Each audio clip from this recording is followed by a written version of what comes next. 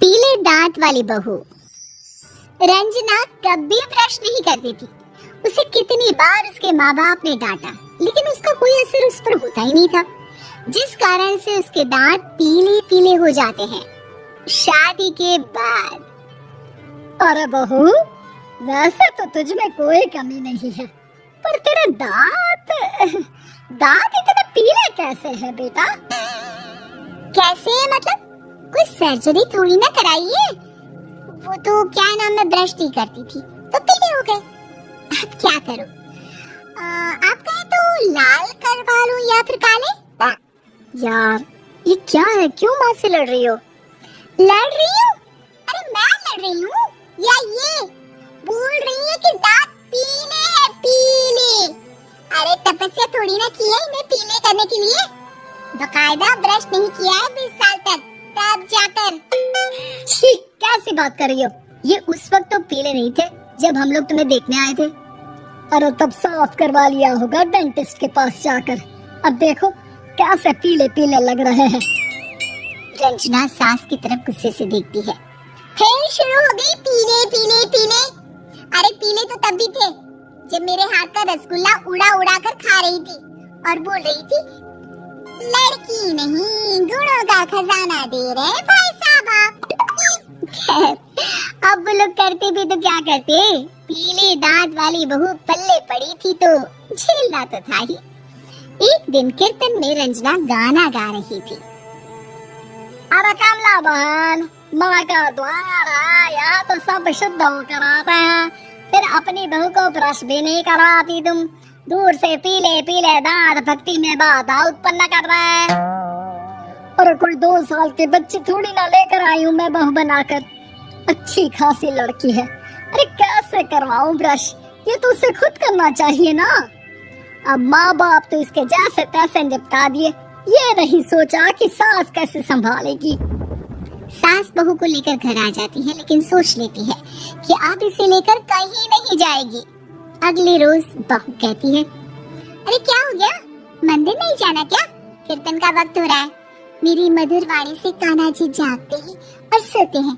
आप तो जानती है ना उनकी भक्ति में कितना मन लगता है मेरा।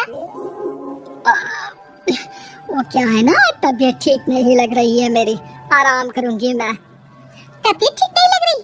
अभी तो मिथुन के गाने पर नाच रही थी आप, और आप बोल रही है कि तबीयत ठीक नहीं लग रही। अरे भक्ति में मन लगा लो सासू माँ, ऊपर जाना है, क्या मुंह दिखाओगी आप? हाँ? सास को बहू की बात पर गुस्सा आ जाता है। मैं क्या मुंह दिखाऊंगी, इसकी चिंता तो ना कर, समझी? अपने मुंह की चिंता कर, जो ये पीले पीले दांत लेकर हर जगह पहुंच जाती है। पता है लोग कितना मजाक बनाते हैं। ना जी ना, मैं नहीं जाना कहीं तेरे साथ। तो ये बात है, कोई ना, मत जाओ, मैं अपने कमरे में ही बैठकर भक्ति कर लूंगी।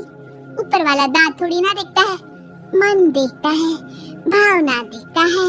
और अरे बस बस, तू सब कुछ दिखा, बस ये सफेद चमकदार दांत ना दिखाना किसी को, है? जा यहाँ से।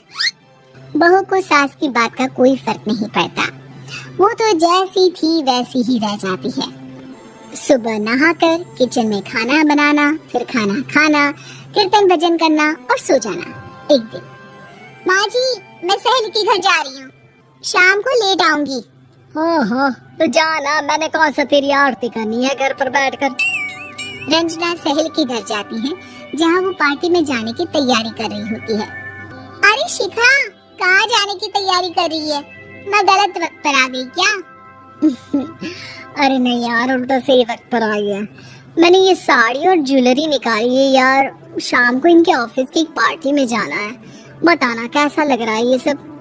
नहीं यार, इस ड्रेस के साथ तो वो वाली ज्वेलरी अच्छी लगेगी। हाँ, सही बोल रही है, मैंने ध्यान ही नहीं दिया। वैसे तो हमेशा से मस्त फैशन सेंस रखती है, तो बड़ा जाती होगी ना पति के साथ पार्टी में। रंजना कुछ नहीं बोलती, बस सोचती है कि यार काश ये बात सही हो जाती, पर मैं क्यों नहीं जाती पार्टी में? क्या इन लोगों की कोई पार्टी होती नहीं होगी? रंजना घर आती है और रात में पति से सवाल करती है, एक बात बताइए, आप मुझे किसी पार्टी में क्यों नहीं ले जाते? क्या आपके यहाँ ऑफिस में पार्टी नहीं होती? पति बेचारा क्या कहता कि दांत पीले हैं तुम्हारे इसलिए। अरे कोई पार्टी होती नहीं हम लोगों के ऑफिस में, तो कहाँ से लेकर जाऊं? और मार्केट, मॉल, कहीं वीकेंड घूमना, कहीं तो अरे यार सारे हफ्ते में एक छुट्टी मिलती है, तो सोचता हूँ कि आराम ही कर लूं। क्यों? रंजना मन मार के रह जाती है। पहले कभी सास के साथ मंदिर जाया करती थी, लेकिन वो भी सास ने ले जाना बंद कर दिया। घर बैठी बैठी रंजना बोर हो जाती है। तभी उसे आइडिया आता है और वो मायके जाने का सोचती है। सासू माँ, 2 दिनों के लिए मम्मी के घर जा रही हूँ। अच्छा ठीक है, आराम से जा। और हाँ, माँ से कुछ अच्छी आदत सीख कर आना कि कैसे शरीर के हर भाग की तरह दांतों की सफाई भी जरूरी होती है, समझी? शुरू हो गई ना आप? वो लोग आपकी तरह नहीं है कि छोटी छोटी बात का बतंगड़ बना दे। उन लोगों के लिए मैं मायने रखती हूँ, ना कि मेरे पीले पीले दांत।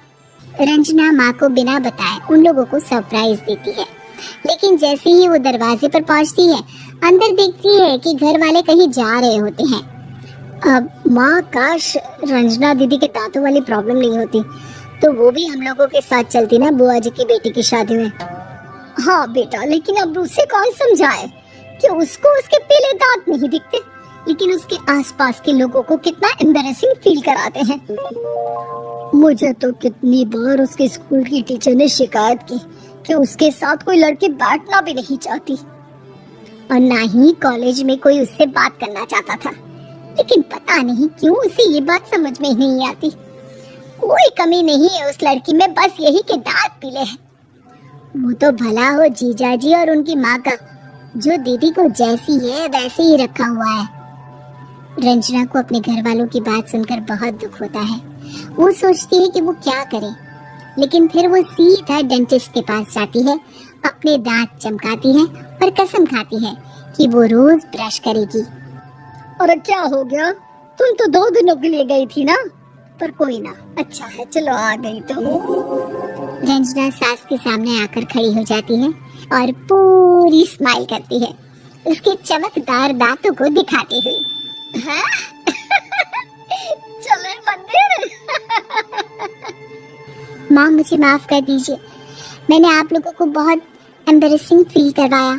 मैं आज से रोज ब्रश करूंगी।